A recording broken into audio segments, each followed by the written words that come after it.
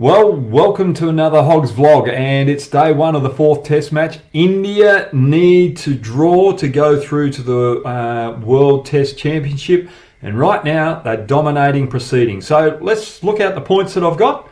Roll the bumper, please.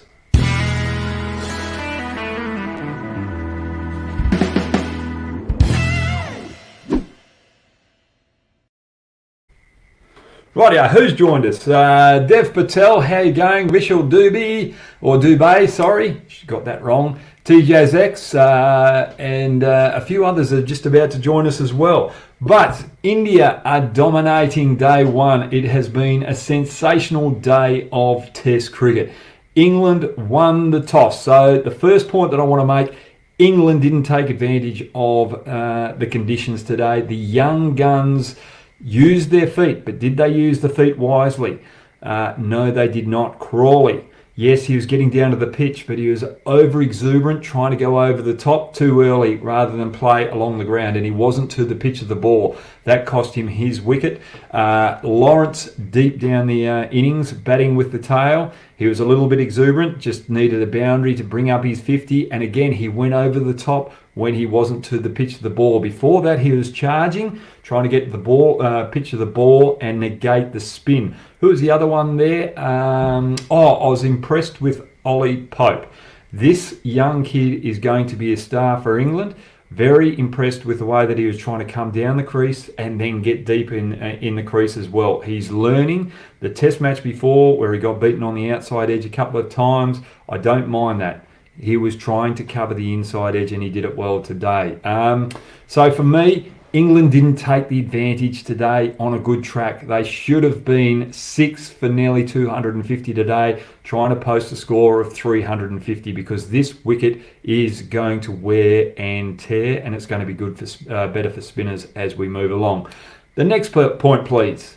We'll move down. Yes, England playing 3 bowlers.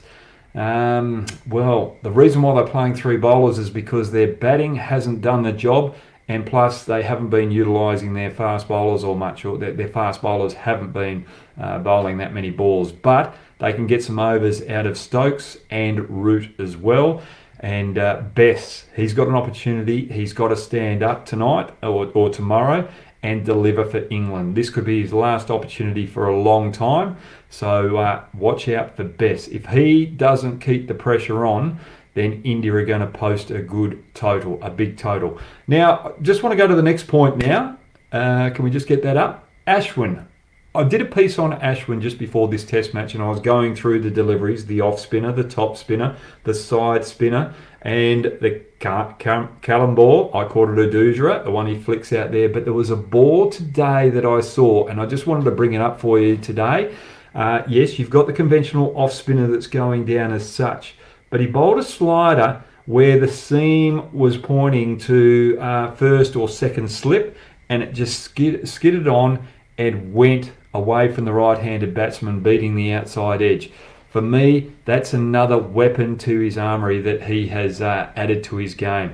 That is why he's a first-class off-spinner. So all the off-spinners around Australia right now, or just in my local area, when we get down to the nets, we're going to be working on that particular delivery. Okay, let's go to the next point, the final point, before we get into the questions. What do India need to do tomorrow? They need to bat deep. They can't afford to let England back in the game, because this pitch is going to wear and tear. And if they allowed England to have a lead going into the second innings, India are going to feel the pressure of the World Test Championship just around the corner. It's theirs to lose, England's to ruin. So ruin that opportunity. So they don't want to have that pressure on their shoulders of not having a good lead after the first innings. So they've got to bat all day, and hopefully for a session and a half at least in the third day. All right. Thanks very much for that, Shubs. Shubs is the guy that's helping me do all these little these banners that come up. The first question that we've got, Yash Pandey. What happened to Shubman Gill? He batted well in Australia, but what happened to him against England? Look, listening to Kevin Peterson on about Shubman Gill's batting, he just seems a little lethargic or too relaxed out the crease, not utilising his footwork as probably more energetic as he possibly could. But the thing for me, I'm not worried about that. I like that relaxed nature. He's in control of it. So I slightly disagree with Kevin Peterson, but he can accentuate his footwork a little bit better, get further forward and cover the swing. He's making sure that he's not chasing the ball outside off stump, and he's watching for that in-swinger of Anderson. And sometimes you can be over-watchful, get caught, and you play the wrong line. And that's what's happening to him today. But the thing is, he's up against the best swing bowler in the world. This is a very good test for Gill. Moving forward, he is going to be a brilliant opener for India moving forward. Someone tweeted me about Gill or Shaw. I'd leave Gill opening the batting. I think he's still got a very good technique opening the batting. I would have Prithvi Shaw coming in around about 5 or 6 in this Indian lineup, because he plays with a little bit more freedom and he plays more away from his body with more free-flowing techniques. So have Shaw down the bottom of the order. Gill will open for a long time for India. That's a very good question from Yash Pandey. Hopefully I answered it right. Okay, Pranav Jaya.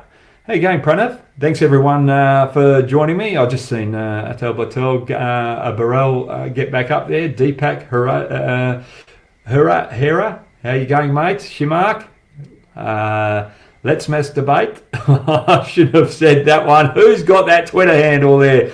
That is a very good Twitter handle. You've made me go red. You've embarrassed me. But anyway, Pranav Jaya, how you going? Okay, we've got to put that one in the blooper reel. Ask Hoggy. England went with just 3 specialist bowlers. Leach and Best have not been consistent. Do you reckon Indian batsmen can put a big score and bat for once? YT. Yes, I do. And the English young batsman can learn from Pujara the way that he bats against Leach and Best. He charges down the wicket to get to the pitch, and because he gets so far down the wicket to the pitch of the ball, he can actually hit against the spin on the leg side. Now that is a sign of a quality batsman who's reading the line, the length from the hand. So the English batsman can read from that, and when he doesn't get to the pitch of the ball, he is so diligent, patient, that he just pads the ball away. He doesn't let the ball get past his bat or pad to produce a stumping chance. So the England batsman can learn from that. I think Pujara is going to wear these 2 spinners down. He is vital. If he's there till tea and Rohit Sharma is scoring freely at the other end, England won't be able to work their way back into this game. So for me, Pujara to wear these 2 bowlers out is the key for me. Deepak Hera, how are you? Hi Hoggy, what's up, mate? I'm going very well, mate. I played lawn bowls today here in Perth, and I got absolutely smashed. So I am a little bit upset with that, but the cricket's going well, so it's picked me up. How do you see Pujara's positive mindset here in this innings, especially against English spinners? For me, the way that he is batting, even if the leg spinner was bowling to him and he's getting to the pitch of the ball, he's forcing me to bowl shorter. And if you watch that, the short period today in the final couple of overs, he was facing Leach. He charged him, and then Leach was getting a little frustrated, bowled the last ball shorter, and he just timed it behind point. Now, there's a little bit of real estate just on a good length that the bowler's trying to control. It's the batsman's job to get the bowler off that line and length, and that's what Pujara does so well against the spinners. And I've seen that he's been picked up in the IPL. I really want to see him play a couple of games and see if he can put the faster bowlers off that line and length in the shorter version of the game. That's one thing that I'm looking forward to in the IPL. But he doesn't do that as much in Test cricket because he's just trying to play that defensive style of game where he's wearing the opposition bowlers down, and he was instrumental in that win over here in Australia. Oh, we've had a bit of a, I don't know whether that was a bit of a cut in transmission or not, but we're back. Atul Baral, is Rowett the best all format player at the moment? Let me think about that.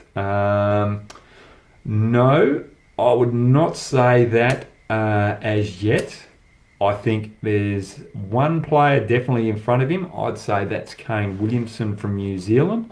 Really impressed with the way that he adapts to all formats. The only reason why I'm saying this about Rohit Sharma is I still want to see him do more damage when he travels away from India. And if he does that, then he will definitely be number one. So for me, he's just slightly behind Kane Williamson. And I've got to be fair to Kane Williamson. I love the way he bats. And Rohit Sharma, every time he's in, I turn on the TV screen. He's just an excitement machine. And one thing that I have seen improve, Atal, with Rohit Sharma's batting is that he is adapting to Test cricket where his defensive game, he's not pushing out the ball as hard as he was early on in his Test career. He's playing it late. So that tells me that he's just starting to find his feet out Test cricket in the strategy that he wants, executing the strategy that he wants to play. So Rohit Sharma, for me, he's probably number 2 in the world at the moment in all formats. Thanks very much for that question. You've put me on the pressure here with all the Indian fans out there.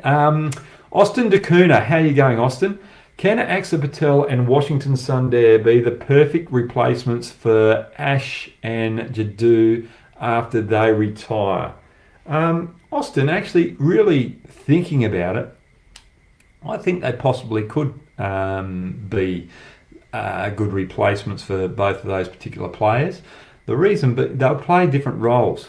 Axar Patel will be the Ashwin type bowler who bowls from a greater height, but he'll be bowling at left arm off spinners. And Sundar will play the Jadeja role where he comes from a lower angle. So they'll add that variety, but it will be reverse roles because they bowl with different hands. So for me, I think they could be perfect replacements for both Jadeja and Ashwin. And I think they can handle the bat just as good as those two particular players as well. The more that they play Test cricket and the more that they get used to batting in those conditions, I think they'll take off. All right, let's go to the next question. Jash Dalvi, what do you think is a good score on this track? Well, Jash, looking at England, I think they'll be very disappointed with the way that they batted.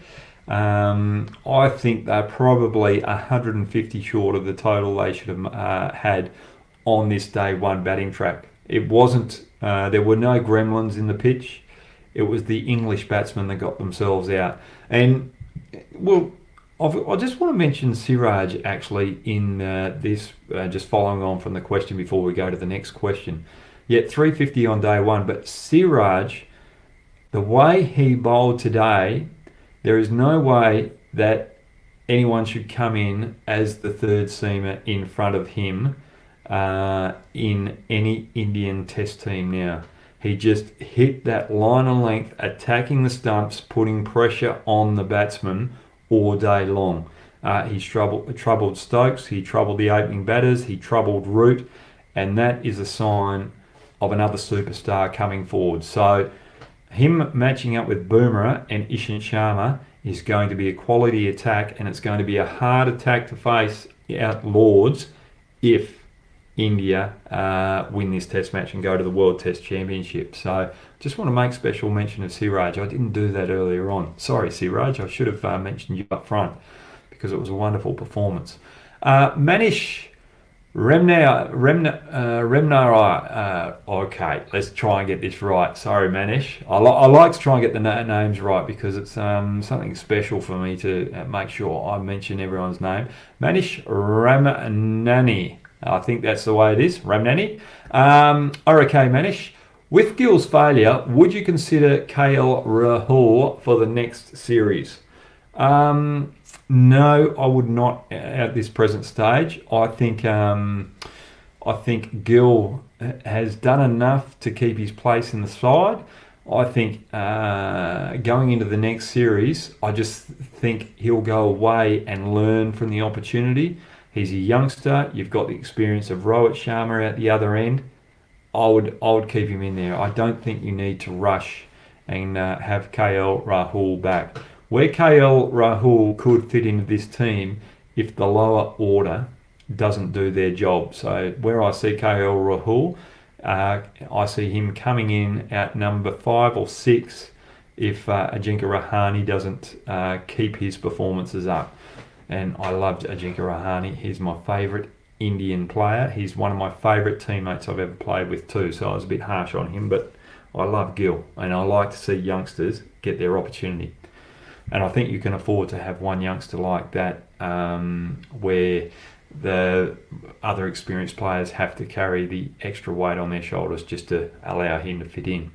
Okay, 2K19, Co 207, Lakshav Grover. That's a good little name there.